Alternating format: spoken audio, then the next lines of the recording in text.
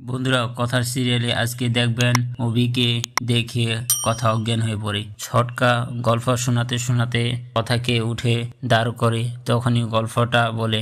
তখন কথা এত ভয় পেয়ে যায়, তারপরে আশেপাশে অভিকে দেখতে না পেয়ে কথা বলে, আমি বলেছিলাম আজকে অন্ধকার রাতে ওনাদের নিয়ে গল্প করার দরকার আছে। তারপরে সবাই মিলে এবিকে খুঁজতে বেরিয়ে যায়, কিন্তু কথা বুঝতে পারে যে ঘরে অন্য কেউ রয়েছে। কথা সাহস করে চোখ তুলে তাকায়, তখনই একটা মুখোশ দেখতে পেয়ে কথার আর কথা বলার অবস্থা থাকে না। সে ওইখানে কথা অজ্ঞান হয়ে যায়। তখনই এবি মুখোশটা খুলে কথাকে নিয়ে ঘরে চলে যায়। তারপরে কথাকে শুয়ে দিয়ে কথার মুখে জল ছিটাতে থাকে। তখনই কথার জ্ঞান ফিরে আসে।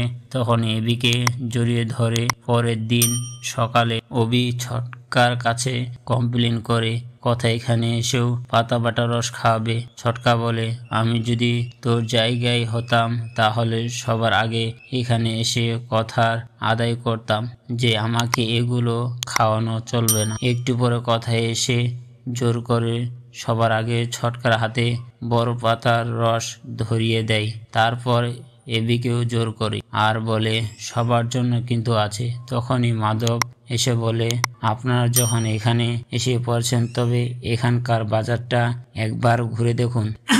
তখনই জুনি জিজ্ঞাসা করে, আমরা মন্দিরে কখন যাব? তখন মাধব বলে, আমার মনে হয় যে ওই মন্দিরে যাওয়া উচিত নয়। তখনই এবি বলে, আমাদের সঙ্গে পুলিশ অফিসার রয়েছে, সেজন্য আমাদের ভয়ের কোনো কারণ নেই। তারপরে যখন বাড়ির সবাই মার্কেটে আসে, এই দোকান ওই দোকান ঘোরাঘুরি করে, তখনই হঠাৎ করে বাজারে মাঝখানে গণেশ পূজা শুরু হচ্ছে। দেখতে পেরে কথা বলে, আমি কি এখানে পুজো করতে পারি?